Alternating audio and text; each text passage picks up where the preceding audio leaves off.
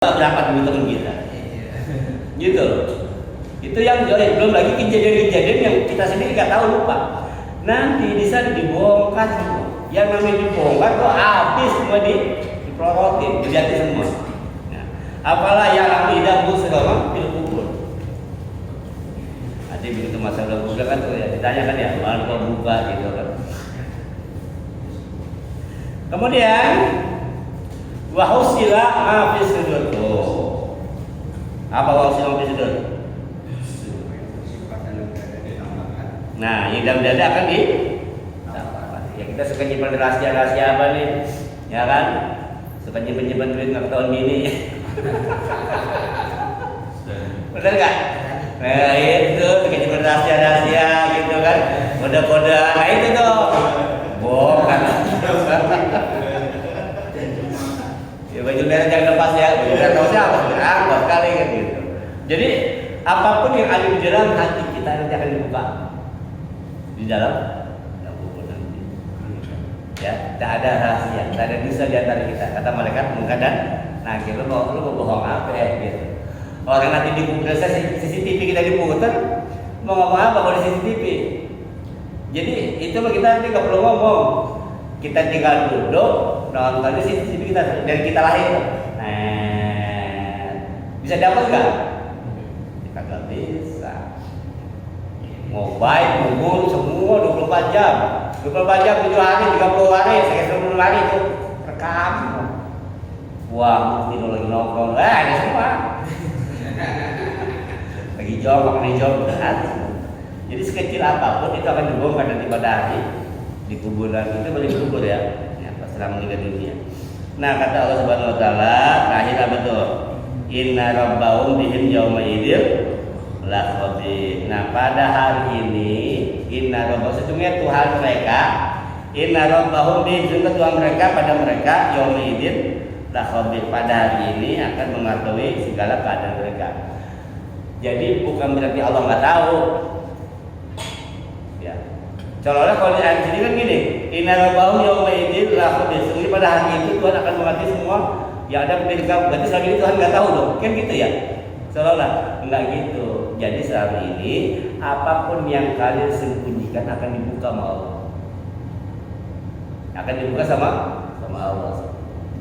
Nah, inti dari sini adalah bahwa banyak di antara kita yang suka menyembunyikan sesuatu, ya, berkaitan dengan penggunaan harta, entah dia takut miskin, nggak mau sedekah, nggak mau bantu saudara dan sebagainya, tidak mau mengeluarkan zakat sebagaimana ketentuan, tidak mau yang namanya dia berjihad di jalan Allah dengan hartanya.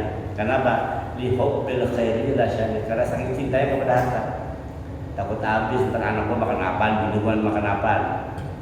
Itu selalu gitu, sampai cinta dia kepada harta sampai meninggalkan sesuatu yang memang seharusnya ditinggalkan. Berapa banyak orang yang tidak sholat Jumat gara-gara apa? Gara-gara kerja setoran. Banyak. Berapa banyak orang yang lebih takut kepada bos perusahaan daripada takut kepada Allah pada waktu subuh? Banyak. Orang lebih baik bela-belain dia ke kantor jam 4 daripada takut tinggalan masuk kantor. Padahal subuhnya dijaga. Ya bukan berarti kita harus ngajarin orang takut sama berani sama bos, enggak. Artinya coba diatur, Anda itu kerja apa dikerjain? Pergi gelap, pulang gelap gitu kan, sama tetangga nggak pernah ketemu, di WA belum pakai pernah nongol. Iya kan? Nongkrong juga kagak, udah kelihatan. Gitu rumah di kaca cuma udah kayak oyo, datang tidur, menghilang dan Allah, saya bilang. Nangga apa nangga? Sama tetangga, lepas kalau mati sampai menggotong.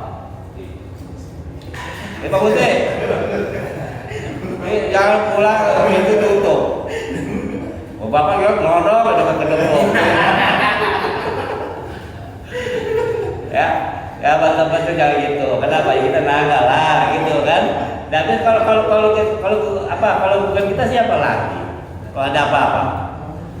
Apa mungkin ketika Pak Anton ngapa-ngapa sultan yang ditelepon buru-buru? Kan kagak. Sebelah rumah dulu paling yang hubungin.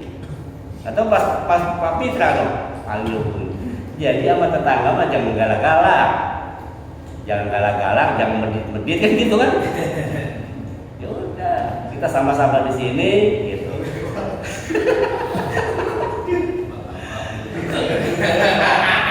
Jadi apapun ini buat kita kan gitu Pak Mitra ya. Iya udah. Jangan mati lampu. Ya masalahnya. Salam. Iya jadi gitu teman-teman ya. Ini adalah apapun yang kita umpetin, apapun yang kita rasakan akan dibuka oleh Allah Subhanahu wa taala. Sebentar apapun kita menyimpan rahasia itu akan dibuka. Ya kan? Kita bilang mobil kita gaji sekian, enggak ada bonus, kagak ada. Bang saya nunggu duit di mana di lemari, oh dia sial tuh. Ngapa? Gue dompetnya ketahuan juga sial banget gitu. Ya jadi yang kayak gitu ya. Karena apa? Ya kita kembali lagi bahwa apapun yang kita sembunyikan nanti Allah akan buka, apapun yang kita tahan Allah akan keluarin. Apalagi berkaitan dengan harta, sini Allah sudah bilang di hubil khairi, Allah menggunakan kata khair bukan kata mal. Allah pengennya dalam mencari harta, dalam bekerja, dalam mencari rezeki, carilah dengan cara yang baik dan gunakan dengan cara yang baik. Ya, di sini kenapa Allah tidak lagi menggunakan kata halalan? Karena orang beriman itu sudah nggak usah diajari lagi halal. Dia sudah paham harus diajari yang halal, maka cari yang baik. Ya. Kerja yang baik apa? Kerja yang baik adalah kerja yang memang berdasarkan kemampuan kita dan itu membawa keberkahan. Ada 3 ciri kerja kita, usaha kita itu tidak diberkahi oleh Allah Subhanahu wa taala. Itu tidak diridhoi oleh Allah Subhanahu wa taala. Yang pertama, apabila pekerjaan kita, usaha kita menjauhkan kita dari Allah, itu berarti ciri-ciri usaha kita ketika kita Allah meridhoi. Yang tadi rajin ke musola nggak pernah ke musola, yang tadi rajin ngaji nggak pernah ngaji. Mana saya lo dagang Ustaz, mana saya lo kerja kan? Yang tadi rajin ke masjid nggak pernah ke masjid, yang tadi rajin kajian nggak pernah kajian, yang tadi rajin baca Quran jadi nggak pernah baca Quran. Jadi kalau pekerjaan atau usaha malah menjauhkan dia dari Allah, itu tanda-tanda Allah nggak ridho. Yang pertama. Yang kedua, pekerjaan itu Allah nggak ridho apabila tidak memberikan manfaat buat dirinya, apalagi buat orang lain. Ada orang yang usaha kerja, hartanya banyak, gaji gede, rumahnya mewah dengan pekerjaan usahanya, tapi masyarakat sekitar nggak bisa menikmati apa-apa. Ibadahnya bagus, tapi dia sama masyarakat jauh. Ada nggak gitu? Banyak Pak. Rumahnya mewah, gedung gitu kan, gaji besar, tapi masyarakat nggak ada manfaatnya. Kemudian dengan skill yang dia punya, usaha yang dia punya, itu nggak bisa bantu masyarakat. Misalkan kita seorang desain atau kita jual lemari atau apalah. Kalau ada tetangga yang mau kesusahan tentang itu, kita nggak bisa bantu. Paling kita makuin pintu, paling kita bisa. Jangan skill kita, itu tanda-tanda juga bahwa apa yang kita miliki nggak ada manfaatnya. Padahal kita sudah jelaskan pada hadis yang lalu, sampai Rasul bilang, sampai pinjemin perabotan aja, kalau bisa pinjemin kan gitu. Pernah nggak ingat kan dulu? Kita bahas itu. Yang ketiga, usaha itu tidak Allah ridhoi, tidak Allah sukai apabila ternyata kita sudah kerja di situ nggak cukup Pak, nggak pernah cukup. Gaji 5 juta, naik 7 juta, 10 juta, nggak pernah cukup, nggak pernah ada cukupnya. Nah, kalau sudah terjadi 3 indikasi itu berarti Allah nggak ridho dalam usaha Anda. Tidak, ganti usaha. Ganti usaha. Kalau kerja di situ yang ada utang malah nambah, bingung siapa. Utang apa? Kerja mah kerja, gajian memberi, tapi utangnya malah nambah. Lah kemarin kata ini juga 2 ngapa aja sering jadi 3. Benar nggak? Nah berarti dia punya kerjaan Allah nggak suka. Tinggal pertanyaannya kenapa Allah tuh nggak kasih kesempatan buat kita kerja di tempat yang bisa membawa Allah senang. Jadi maksudnya begini, jangan sampai kita usaha, kita kerja, cari uang, cari rezeki, lupa sama yang Maha memberi rezeki. Ya, siang jadi malam, malam jadi siang, kerja sore. Kita lupa bagaimana cara merayu Allah. Nah, orang tua kita anaknya berapa Pak?